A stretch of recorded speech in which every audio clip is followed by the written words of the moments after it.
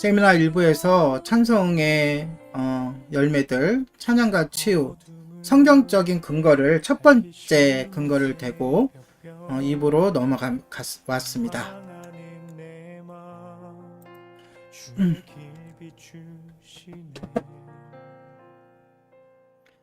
하나님께 가까이 가면 갈수록 주님의 영광과 예수 그리스도의 보혈의 은혜로 하나님과 우리 사이에 막힌담이 흘리고 주님과의 친밀한 교제 속으로 빠져들게 됩니다. 이것을 성경은 하나님의 사람, 주님의 백성, 주님의 자녀가 되었다고 표현합니다. 자, 이번에 둘째로 이렇게 하나님의 사람, 백성, 자녀가 된 우리를 하나님께서 그의 합당한 상태가 되도록 만지시는 과정이 바로 치유의 과정입니다.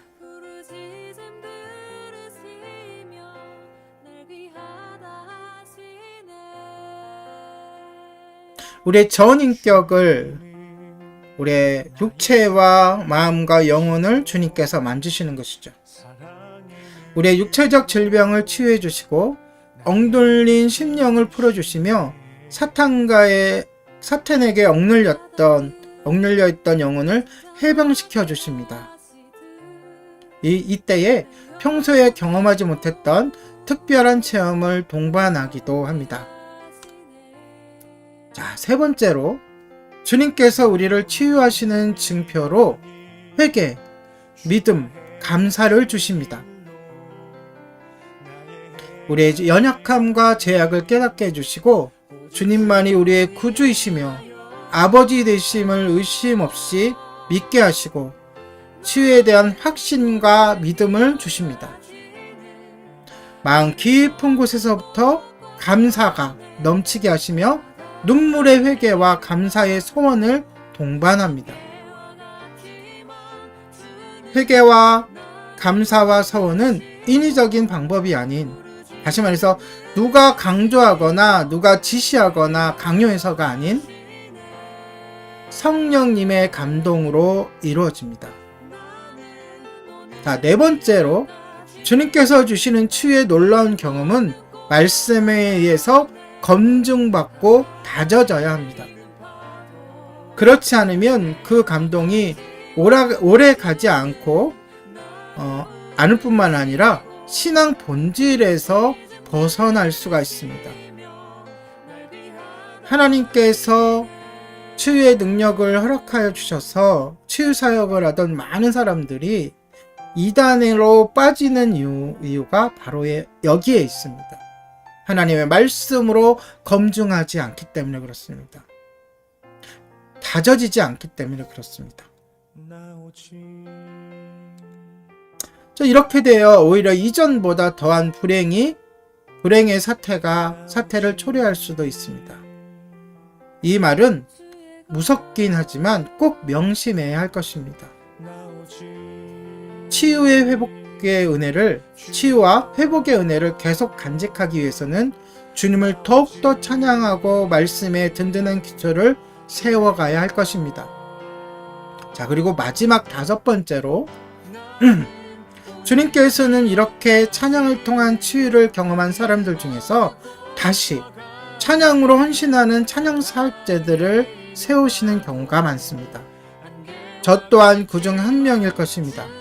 그럴 경우 유익한 점은 찬양에 대한 확신 있고 능력 있는 사역이 용이하다는 점이며, 반대로 주의해야 할 점은 찬양을 치유로만 연결시키는 그러한 유혹에 빠지기 쉽습니다. 아까 말씀드렸죠? 찬양은 치유를 위한 도구가 절대로 아닙니다. 그것을 망각하게 될 수가 있다는 것이죠. 그렇기 때문에 이러한 경험에 있는 사역자는 겸손한 자세로 날마다 기도와 말씀으로 무장해야 합니다. 이제 구체적으로 찬양과 치유에 대한 성경적 근거를 찾아봅시다. 여러분은 찬양 가운데 주님이 부어주시는 치유의 능력에 정통한 사람을 알고 있습니다. 누굴까요? 바로 다윗입니다. 하나님께서 부리시는 악령이 사울에게 이를 때에 다윗이 수금을 들고 와서 손으로 탄즉 사울이 상퇴하여 낫고 악령이 그에게서 떠나더라. 사무엘상 16장 23절의 말씀입니다. 다윗이 사용한 수금에 어떤 신비함이 있는 것이 아니라 여호와께서 그와 함께 하셨기 때문에 그에게 치유의 능력을 부여하신 것입니다. 하나님께서는 이스라엘의 찬송 중에 거하셨습니다. 시편 22편 3절을 보면 이스라엘의 찬송 중에 거하시는 주여 주는 거룩하시니이다 라는 고백이 나오는데 주님께서 찬양 중에 임재하시는 것을 알 수 있습니다. 주님의 임재가 있기에 그곳에 치유의 역사도 있는 것입니다.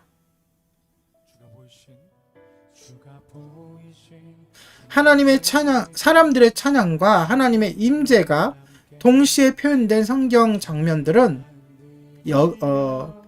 대표적으로 여리고성이 함락되었을 때, 그리고 기드온이 전쟁에서 승리할 때, 솔로몬의 성전 봉헌식 할 때, 또 여호사밧이 전쟁에 임했을 때, 신약으로 와서 예수님께서 탄생하실 때 마리아의 기도 기억나시죠? 그리고 바울과 실라의 옥중에서 찬송을 부르며 기도하는 그 모습, 그때에 지진이 나고 옥문이 열리고 했죠. 그러한 이외에도 많은 곳에서 잘 나타나 있습니다. 찬송 속에 하나님께서 함께 하시는 그러한 장면들입니다. 찬양을 통한 치유의 사건은 오늘날 여러 교회에서 시행되고 있는 행해지고 있는 경배와 찬양 예배를 통해서도 경험할 수 있습니다.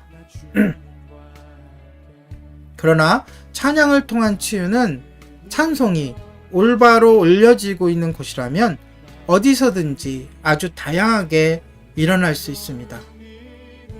치유의 대상 또한 정신질환, 언어손상, 정서장애, 시력장애, 행동장애, 학습장애, 약물남용, 자폐, 치매, 청력손상, 발달장애, 신체장애, 식욕장애, 후천성 면역결핍증, 신경손상, 성적학대, 스트레스 과잉 증상, 무대공포증, 대인공포증, 공황장애 등 이외에도 우리의 몸과 마음과 영에 회복되어야 할 모든 분야에 이릅니다.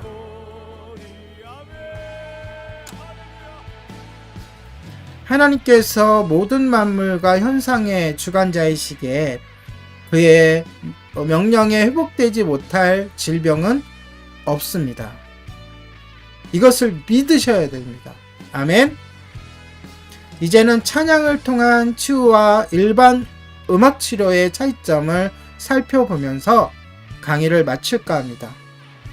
첫째는 목적이 다릅니다. 일반 음악 치료는 병을 치료하기 위해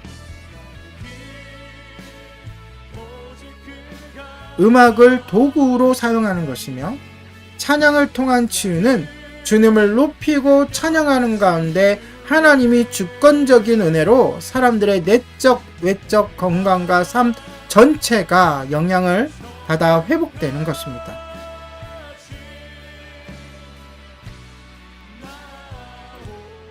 그리고 둘째, 주안점이 다릅니다. 음악 치료는 육체적, 정신적 회복에 주안점이 있지만 찬양을 통한 치유는 개인적 구원과 전인적인 회복에 초점이 맞추어져 있습니다. 그리고 세 번째, 관계가 다릅니다. 음악 치료가 환자와 시술자의 관계 속에서 이루어진다면 찬양을 통한 치료는 전적으로 피조물인 우리와 하나님과의 관계 속에서 발생되는 회복의 현장입니다.